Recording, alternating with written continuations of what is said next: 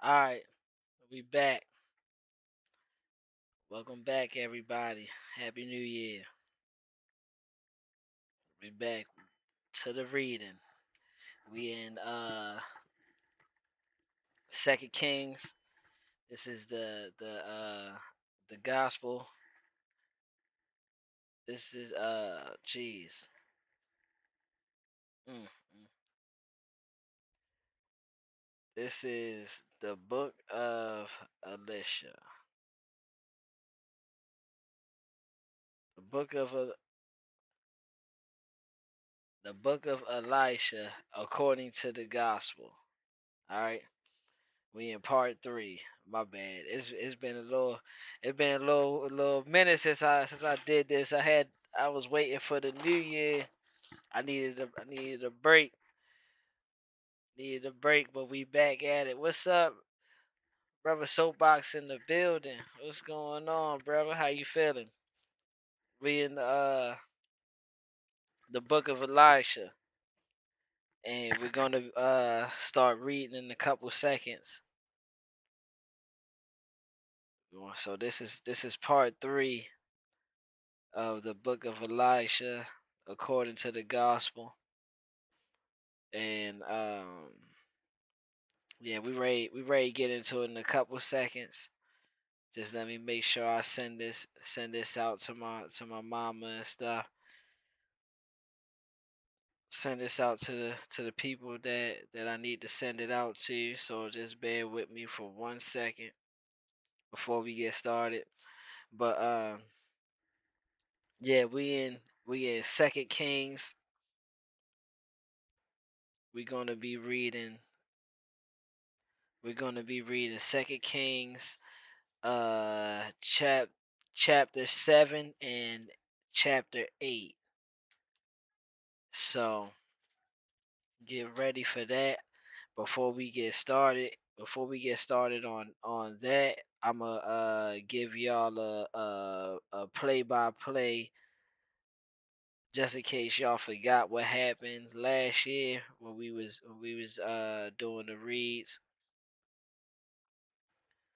Just in case y'all forgot what happened, I'm gonna give y'all a quick playback so that we can be right back where we started at. Um,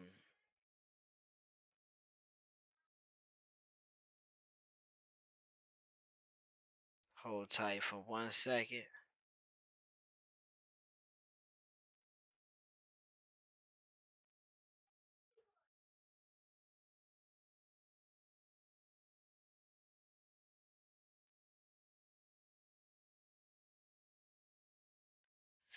All right, let's get these out.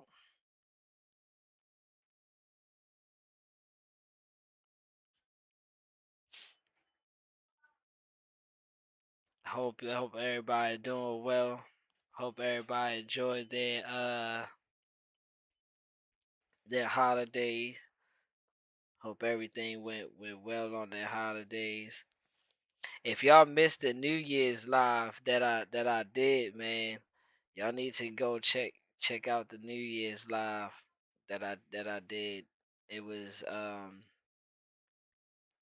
it was informative. Had a lot of information in there. Some good information.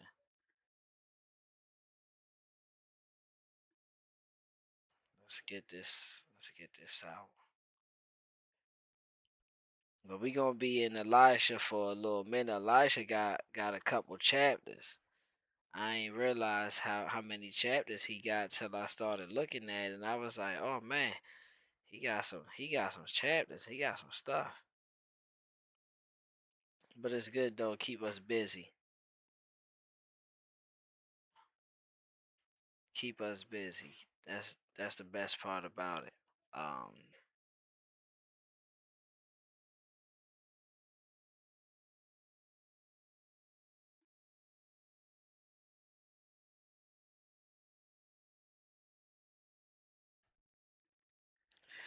All right. Cinnamon, put it down. Look, my dog is trying to be all up under me. Um, so the last chapters we read, was chapter 5 and 6. Okay, so Second Kings chapter 5 and 6. So chapter 5, right? It was a guy named Naaman. There's a guy named Naaman, and he was a commander of the army of the king of Syria, and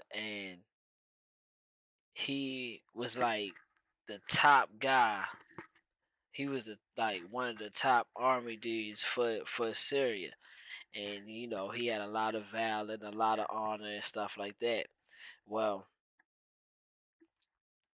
this guy had um what's referred to as, it's an illness called leprosy.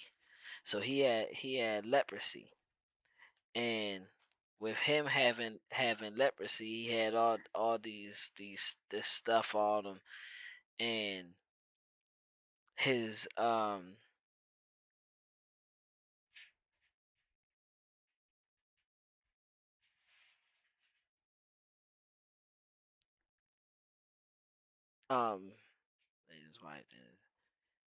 his wife wanted him to be healed of his leprosy. So the king of Syria, the king of Syria sent him to Israel, and he sent him to Israel so that he can be healed of his leprosy. And the king uh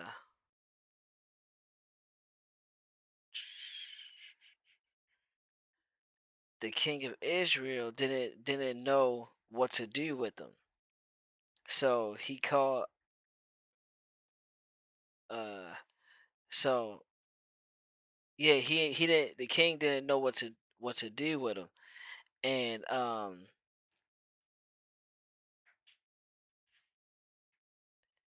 he was trying to figure out, the king of Israel was trying to figure out, why did he send Naaman to Israel to seek him out.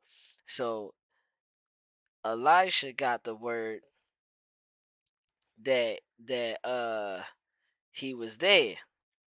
And when Elisha got the word, he sent a message to him to come meet him.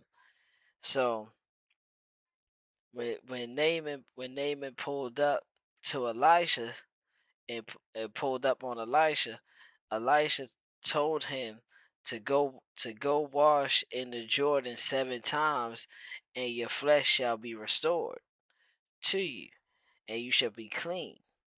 So Naaman kind of got frustrated with the message that Elisha gave to him. What's going on, Bobby Cash? How you feeling, bro? Happy New Year. We reading the book of Elisha according to the gospel, and I'm just giving a playback of what happened in chapter 5 and 6. So so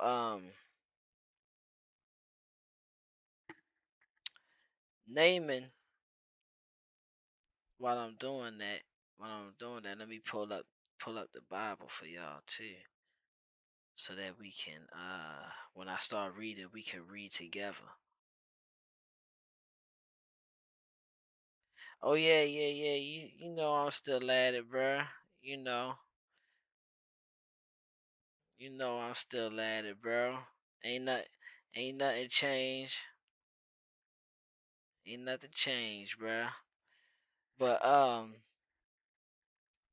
Elisha told him to go wash in the in the river of Jordan 7 times so that he can be clean. But Naaman got mad with Elisha and basically was like, bro, my where I'm at, where I live at, my rivers is better than y'all's for real. Basically that's what he was saying. That's what he was referring to. Like we got top notch rivers over there. So Naaman kinda got mad about that. And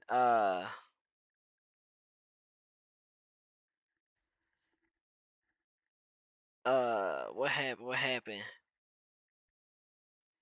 Oh, his Elisha's servant said went to Naaman and said, so you're not gonna listen to what the father had spoke to him to tell you. So when he says it like that, like, okay, he got word from God to tell him to tell me to go do this. So okay, since he got the word from God to tell me to go do this, let me go ahead and do this. So he goes down to the Jordan and he washes himself 7 times. And according to what Elisha had told him, that God said to him, his flesh was restored. And his flesh was like it says his flesh was restored like the flesh of a little child, and he was clean. So now Naaman is ready to return back. So now that Naaman was clean, he asked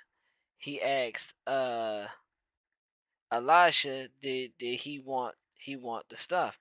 And Elisha said to him, no, I don't want nothing. I don't want nothing from you. I didn't do this for um a reward or to get a gift. I did this because this is what God had me to do. Um so as as Naaman is packing up, as Naaman is packing up, he's ready to head back, and he was going to give him the stuff, but Elisha refused it. So he said for him doing that, he would go back to his side in the temple, and he would worship there, and and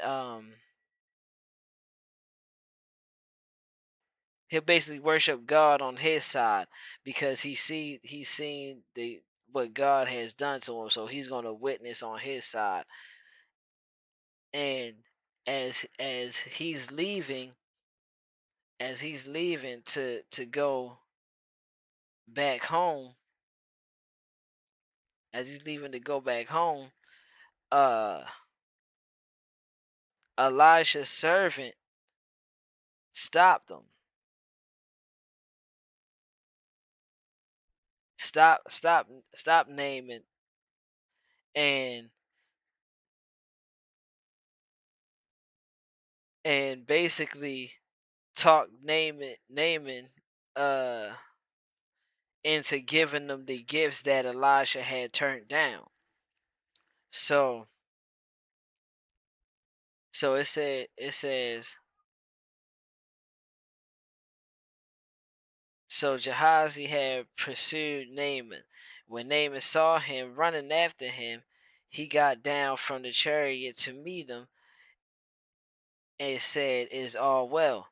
And he said, "All is well. My master has sent me, saying, indeed, just now 2 young men of the sons of the prophet have came to me from the mountains,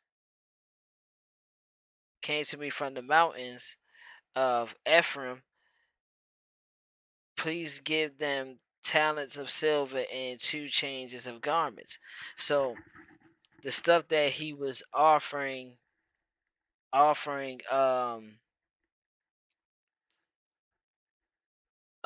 Elisha, Gehazi went to go pick it up. Because he didn't have anything. He felt as though that what they had did, he should have got rewarded for. So he went to go collect that reward for himself. And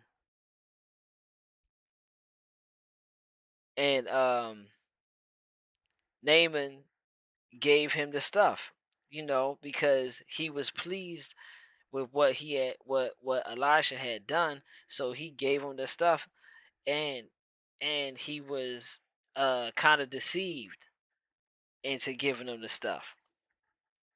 So as he gave him the stuff, that he departed back, and Gehazi went and stored the stuff that he had got in the house. Now when he had got back, Elisha asked him when he seen him, like, where did you go? And Gehazi said, your servant did not go anywhere. Then he said to him, did not my heart go with you when the man turned back from his chariot to meet you? So basically he's just letting them know, like, look, I know where you went at. I asked you in faith that you would tell me what you went and did. But now, since you playing the dumb role, let me tell you that I already know where you went at, and I already know what you got into. And it says, chariot to meet you. Is it time to receive money and to receive clothing, olive groves, vineyards, sheep, and oxen, male and female servants? So he's asking them, like, was it did we do this so that we can get paid? No, we didn't do this so that we can get paid. Like, I told him that I didn't want that because we're not supposed to get paid for what we do. And now that he knows that his servant was being deceitful, he has to punish him. So now he tells him, therefore the leprosy of the of the man that cling to him will cling to you now and your descendants forever. So he's telling him his punishment is the leprosy I healed that dude from, you're gonna have that. And your descendants gonna have that forever. And when he went out of his presence, leprosy as white as snow got him. So that was chapter 5. So chapter 6, chap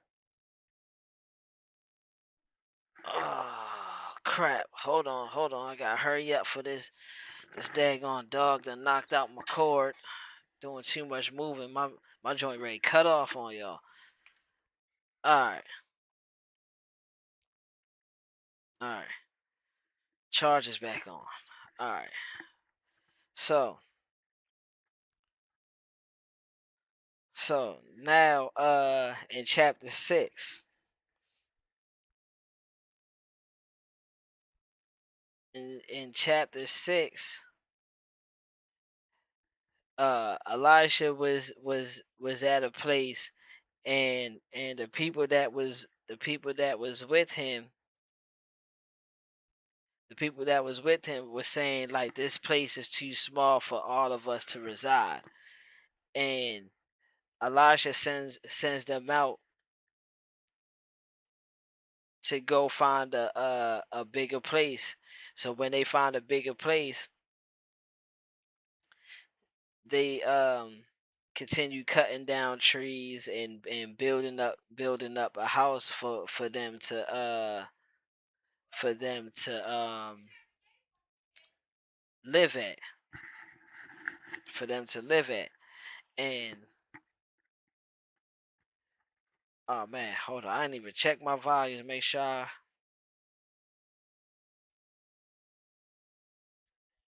okay. I just want to make sure I wasn't talking and y'all couldn't hear. All right, so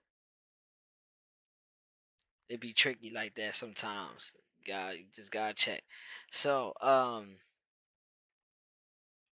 the servants was cutting down trees and stuff and building up things, and Elijah performed a miracle. It says so he went out with them, and when they came to the Jordan, they cut down trees. But as one was cutting down a tree, the iron axe head fell into the water, and he cried out and said, "Alas, master, for it was borrowed." So the man of God said, "Where did it fall?" And he showed him the place. Cut so he cut off a stick and threw it in there, and he made the iron float. So so he's performed miracles. He's still performing miracles as he's going on. He showed them that, look, even though you lost the axe head, we don't worry, I'm here, I got you, we're gonna get that back. So as they doing that, it says, now the king of Syria was making war against Israel, and they consulted with his servants, saying, my camp will be in such a place. So the Syrians is getting ready for war. They trying to take over Israel, but they don't know that the prophet Elisha is dwelling in Israel. So so they get the Syrians get ready to head out. They start to head over to Israel. Now as they're camped out, and they're resting and stuff. They're resting. Uh Elisha is woke. Servants. Okay. So Elisha is woke by one of the servants early in the morning, and he lets them know, like, there's an army surrounding the city with horses and chariots. And his servant said to him, alas, master, what shall we do? So he answered, do not fear, for those who are with us are more than those who are with them. So he's basically letting them know, like, look, don't fear. The Lord got us. The Lord got us protected. He ain't ready to let nothing happen to us. It doesn't matter how many people they got up there. My people rolling much deeper than them. And then and then and then Elisha prayed and said to the Lord, open his eyes that he may see. He's talking about a servant. So then the Lord opened his eyes of the young man, and he saw, and behold, the mountain was full of horses and chariots of fire all around Elisha. So he he gave him the insight. Elisha gave him the insight so that he could see what's going on. Why he said, "Don't fear, my people is rolling much deeper than theirs." So then, so then, the the Syrians came down to try to, confiscate. And Elijah prayed to the Lord to blind these people.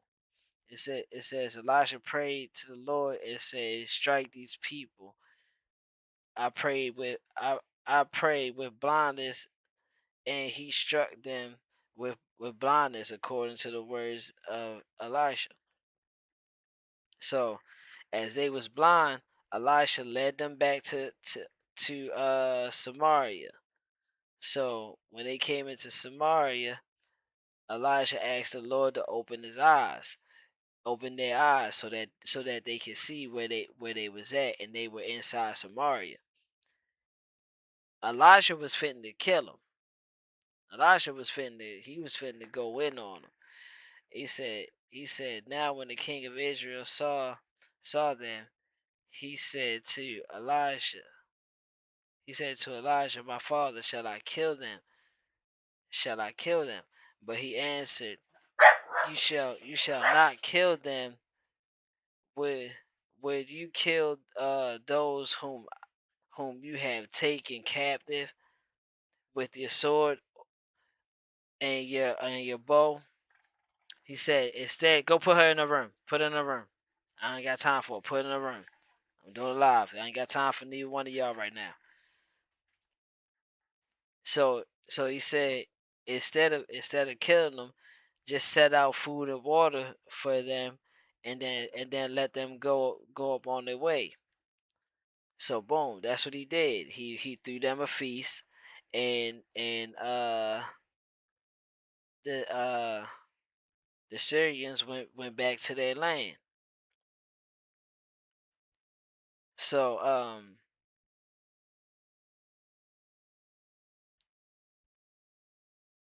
Benadad, king of Syria, gathered his army and went out went up and besieged Samaria.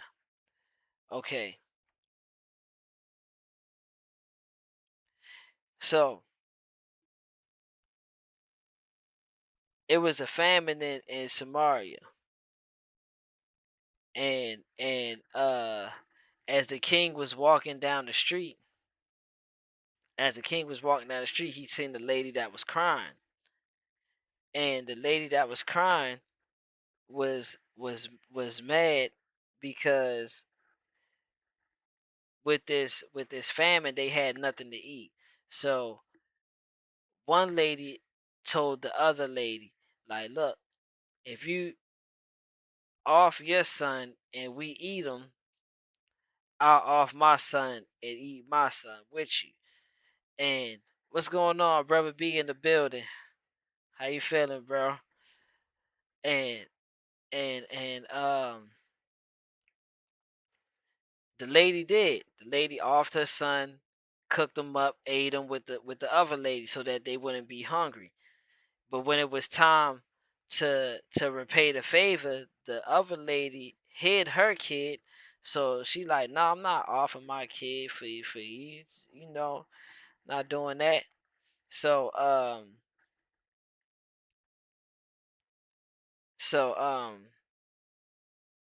hid her son. Now it happened when the king heard the words of the woman that he tore his clothes, and as he passed by on the wall, the people looked, and there underneath he had a sackcloth on his body. God do so to me and more also, if the head of Elisha, the son of Shaphat, remains on him today. So basically he's putting the head out on Elisha. He wants Elisha's head. And Elisha knows, that he has a bounty on his head. So as he's sitting there with the elders, the Lord's letting him know, like, look, a messenger is gonna come, and then after the messenger is gonna be the king. So he lets the elders know. He's given this insight to the elders. He lets them know that uh the king had sent the messenger, and then after that the king is going to show up himself. And that's what happens. That's what happens. So it says, while he was still talking to them, there was a messenger coming down to him. And then the king said, surely this calamity is from the Lord. Why should I wait for the Lord any longer? So he's coming down right behind the messenger that he sent. So now that's chapter 6. Okay. So now we're ready to get to what happened what happened um when the king arrived to the place, and we're gonna start reading chapter 7 and chapter 8. So now that y'all got y'all rundown, and I caught y'all up to speed. Let's let's go ahead and start. Hold on 1 second, cause this dog think I'm playing with her. She ready to start that whining crap, and I ain't trying to hit.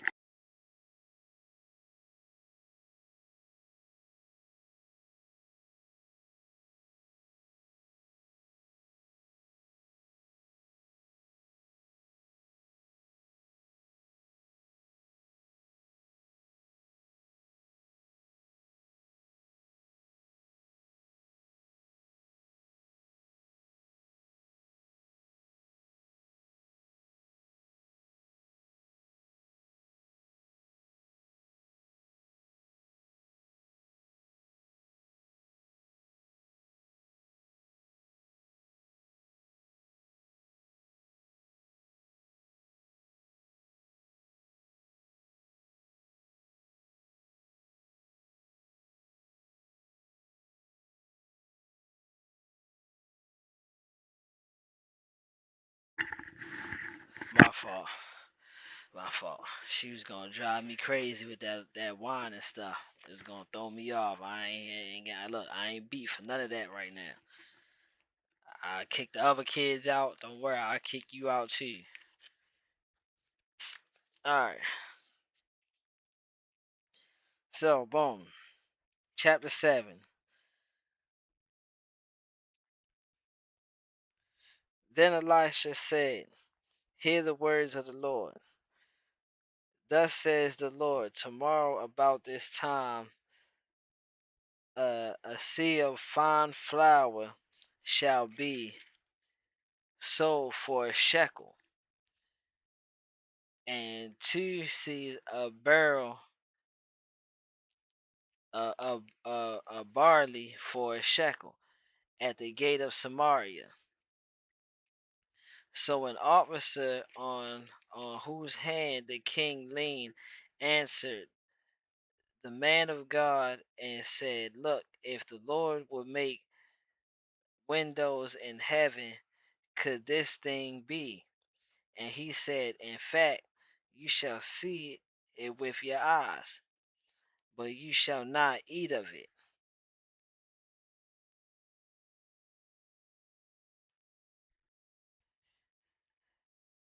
Now there were 4 leprous men at the entrance of the gate, and they said to one another, "Why are we sitting here until we die?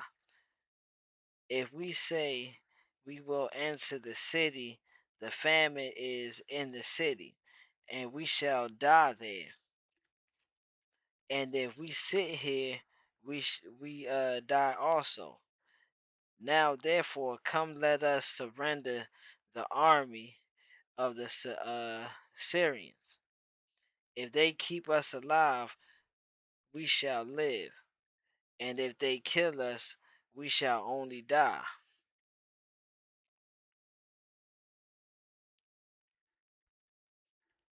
And they rose at twilight to go to the camp of the Syrians. And when they had come to the outskirts of the Syrian camp. To their surprise, no one was there, for the Lord had caused the army of the Syrians to hear the noise of the chariots and the noise of the horses, the noise of the great army. So they had so they said to one another, "Look, the king of Israel has hired against us the kings of the Hittites, Hittites, and the kings of the Egyptians to attack us." Therefore they arose and fled at twilight, and left the camp intact, their tents, their horses, and their donkeys, and they fled for their lives.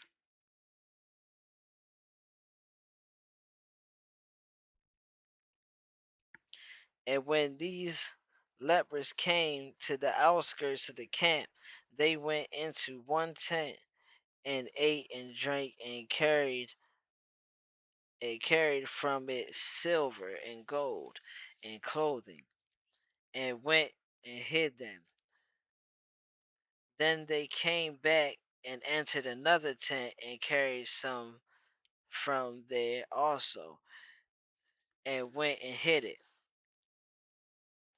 Then they said to one another, "We are not doing right. This day is a day of good news, and we remain silent.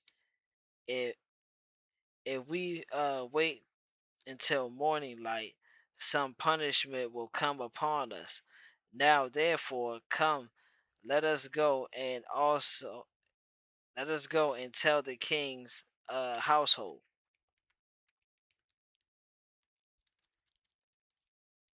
Let's tell the king's household.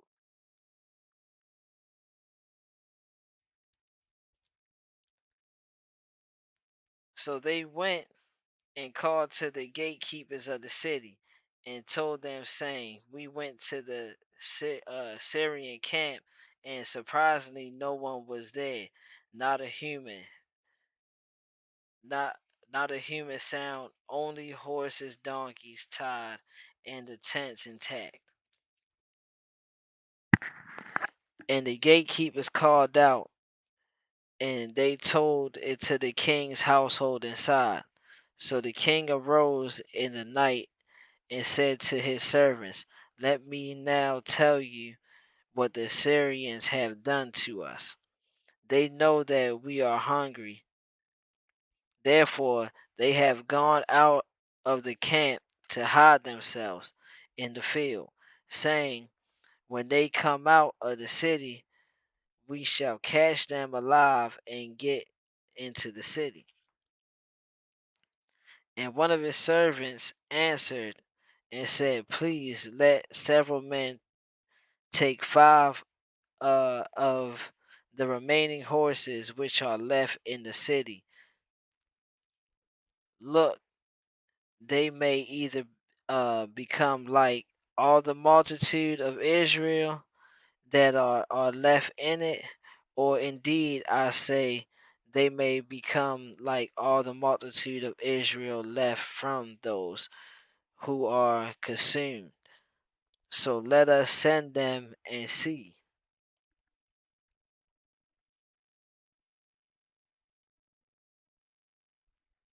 Let's send them and see.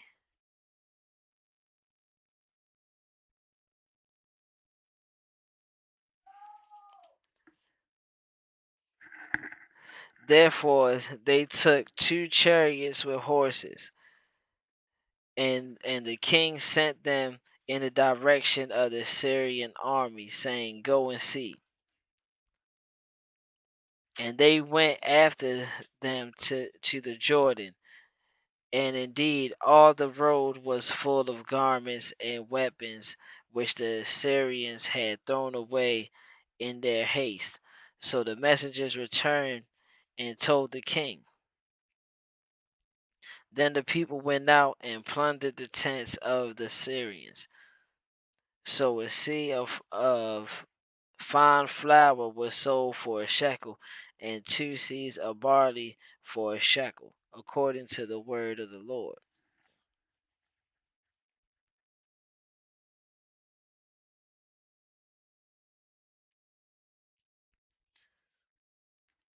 Now the king had appointed the officer on whose hand he leaned to have charge of the gate. But the people trampled him in the gate, and he died, just as the man of God said, who spoke when the king came down to him. So it had happened just as the man of God had spoken to the king, saying, 2 seahs of barley for a shekel, and a seah of fine flour for a shekel shall be sold tomorrow, but this tomorrow about this time in the gate of Samaria.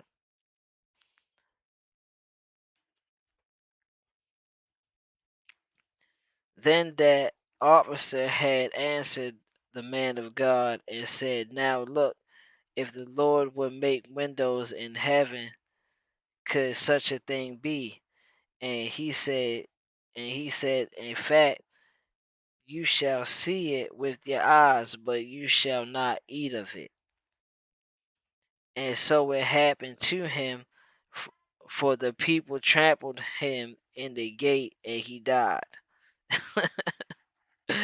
Ooh wee, ooh wee, that's a cold ish right there. That's a cold ish. boy, boy said, yeah, you gonna see it. You gonna see it with your own eyes, but you ain't ready to eat of it. You is not ready to eat of it. Don't even trip. Boy got trampled. Man, man.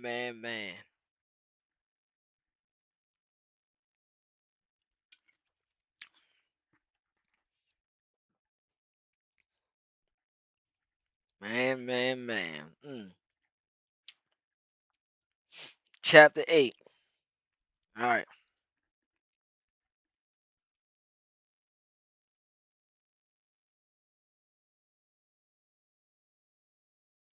Chapter 8. Then Elisha spoke to the woman whose son he had restored to life, saying, Arise and go, you and your household, and stay wherever you can.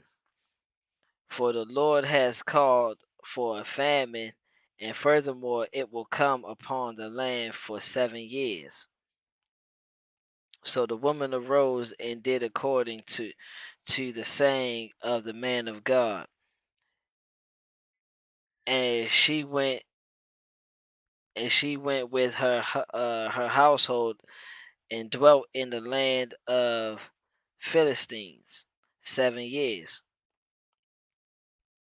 It came to pass at the end of the seven years that the woman returned from the land of the Philistines, and she went to make an appeal to the king for her house and for her land.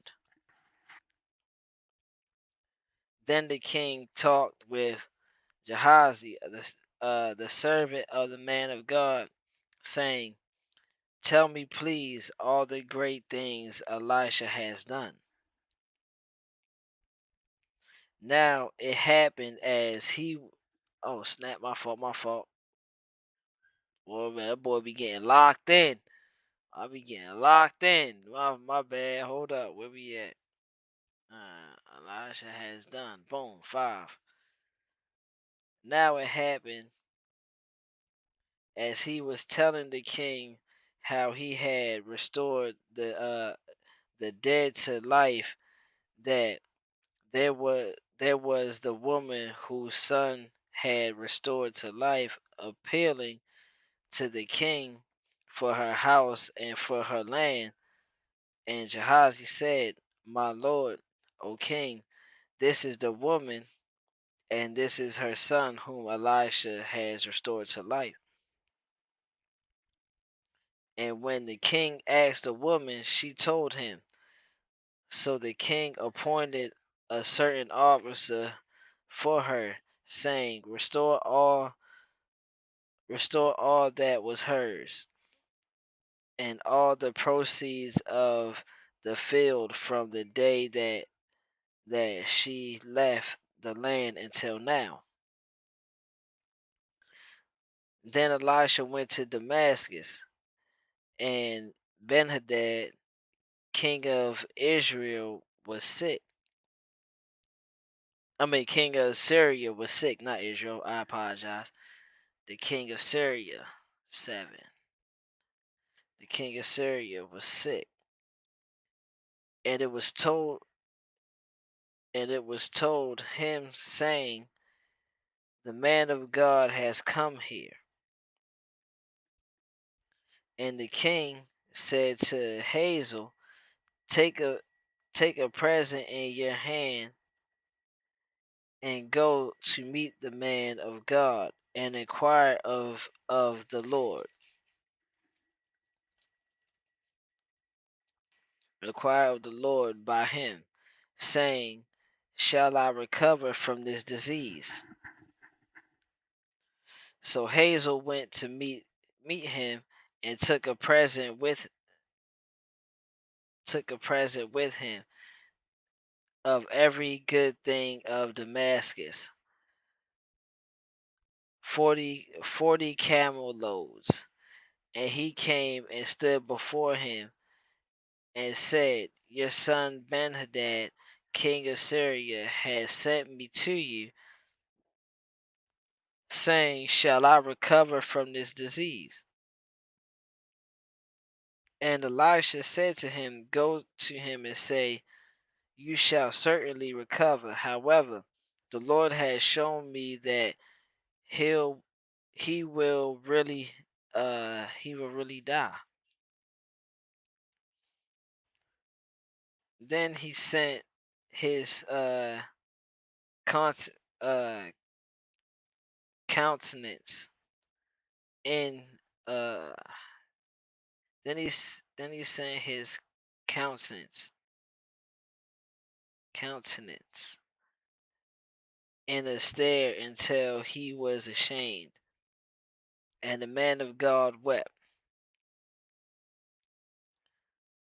And Hazel said, why is my Lord weeping? He answered, my fault, disease, my fault.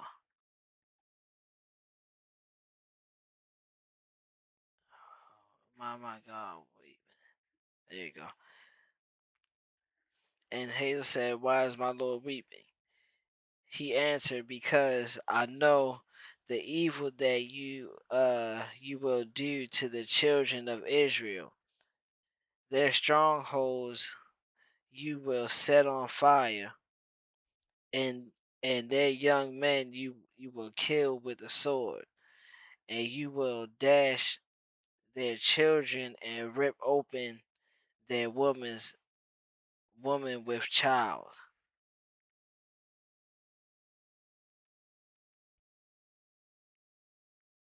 So Hazel said, but what is your servant, a dog,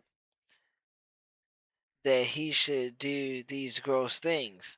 And Elisha answered, the Lord has shown me that you'll become king of Syria. Then he departed from Elisha and came to his master, who said to him, what did Elisha say to you? And he answered, he told me you will surely recover.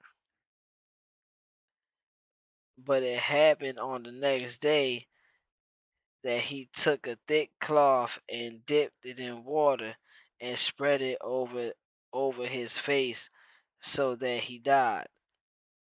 And Hazel reigned in his place. Jesus.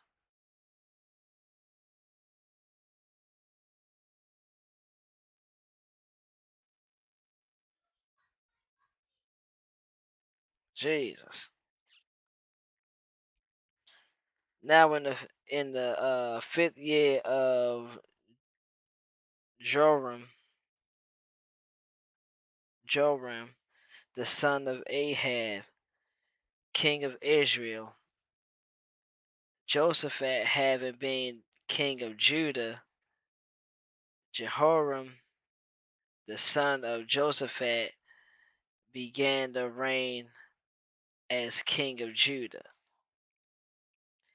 He was 32 years old when he became king, and he reigned 8 years in Jerusalem. And he walked in the way of the kings of Israel, just as the house of Ahab had done.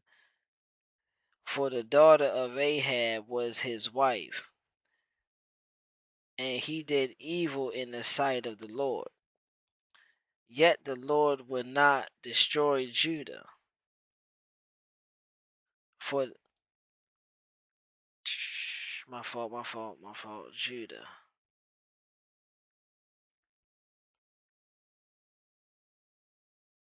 For the sake of his servant David, as he promised him to give a lamp to him and his sons forever. In his days, Edom revolted against Judah's authority and made a king over themselves. So Joram went to Zaire, and all his chariots with him. Then he rose by night and attacked the Edomites, who had surrendered him, and the captains of the chariots, and the troops fled to their tents. Well, these boys some scoundrels, bro. Good grief. Thus Edom has been in revolt against Judah's authority to this day, and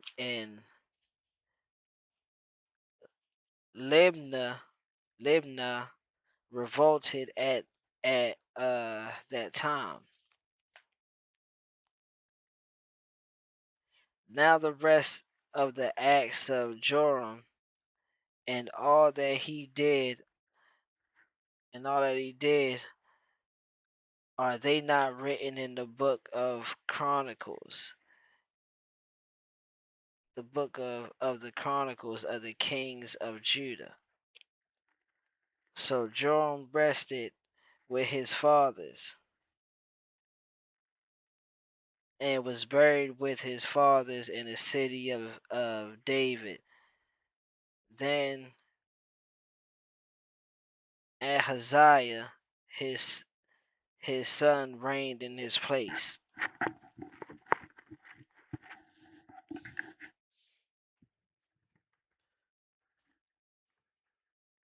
Ahaziah reigned in his place. Alright, let's go back down. Boom. 25.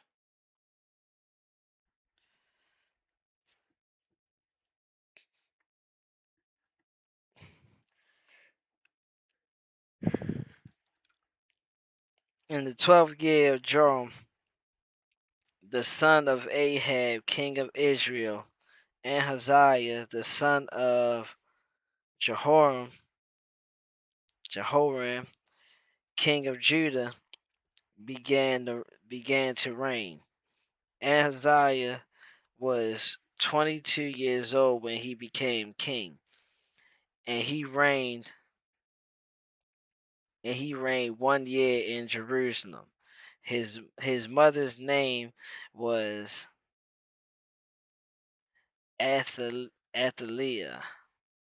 Athaliah. Athaliah. Athaliah. The granddaughter of um um Oh my gosh. Omri, Omri, Orim, Orim. Well, these days be crazy, bruh. These days is crazy, bruh. Orim, King of Israel. 27. And he walked in the way of the house of Ahab and did evil in the sight of the Lord, like the house of Ahab, for he was the son-in-law of the house of Ahab. Well, these some scoundrels right here, bro. Everybody doing evil, bro. That's crazy. No, nobody good came out of that. But when we go back, it he says that in it like all everybody's gonna be like that. He told him. Now he went to now he went with Joram, the son of Ahab, to war against Hazael, the king of Syria, at Ramoth, Gilead. And when the Syrians wounded Joram, and the Syrians wounded Joram, the king Joram went back to Jezreel to recover from his wounds, which the Syrians had inflicted on him at Ramah, when he fought against Hazael, king of Syria. And dang, Ahaziah, the son of Jehoram, king of Judah, went down to see Joram, the son of Ahab, in Jezreel, because he was sick. Oh, Jesus. Good grief. Thank you, Lord. Bruh, I don't even know where to begin on this one, bruh. Golly. I now understand how Bolo feel. Oh, them names just be busting you upside your head, bruh. Like you be trying to figure out the names, and then you like, well, dang, I done almost forgot where I was at in a sentence. All right, so what we're seeing is the line breakdown of the kings that's being passed, the the kings passing down the status. This is what I'm getting from it, and it's giving you a play by play what happened to each king and what's going on with the kings, and it's just showing that how much corruption is with the kings.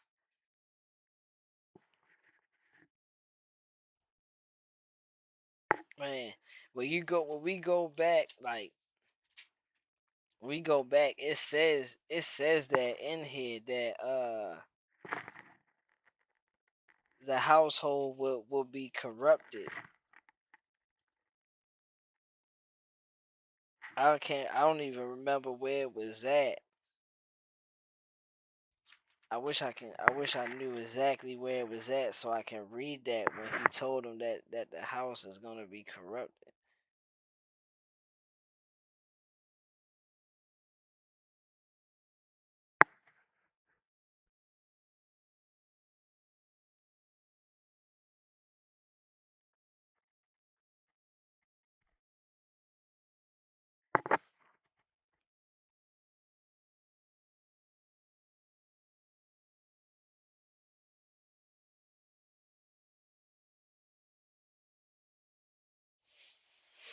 Yeah, I can't remember exactly where it was at, cause we done read a lot. We done read a lot.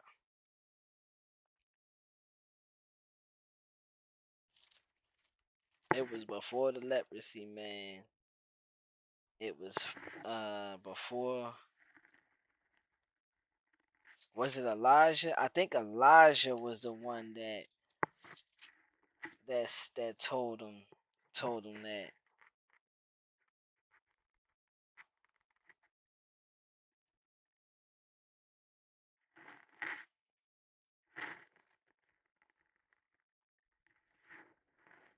I think it was Elijah that told him that his house was gonna be like that.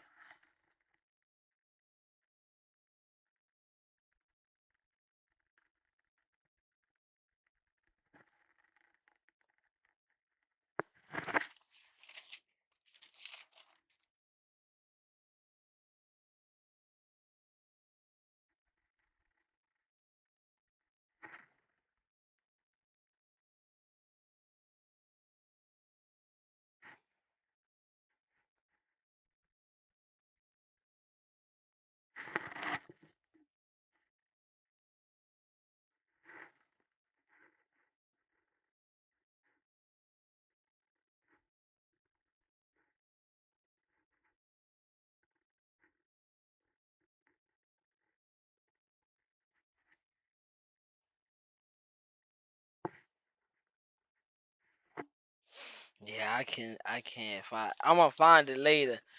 I'm gonna find it later. When I find exactly when he told him his house is gonna be like that, I'm gonna bring it to the next reading, so that we know where it was at. I cannot remember where it's. I'm gonna have to go find it. But the next one we're gonna be doing 9 and 10. We're gonna be doing 9 and 10. Um, we're gonna be finishing off. We're gonna be finishing off these corrupted kings and stuff. And yeah, we got a couple we got yeah, we got some time. We're gonna be here for a little while. So y'all get comfortable. Y'all get comfortable. Um but yeah, we seeing the corruption within the kings and stuff like that. And oh we man, it's crazy. Bro told him, he said yeah, he gonna survive. He gonna survive, but he gonna die. He gonna die after. And then he starts crying because he sees the vision of what's gonna happen. And Hazel like why you crying, bruh? He like, because bro, I can see what you finna do. You finna be real evil, bruh. You finna be on some real, you really be on some real sick individual stuff.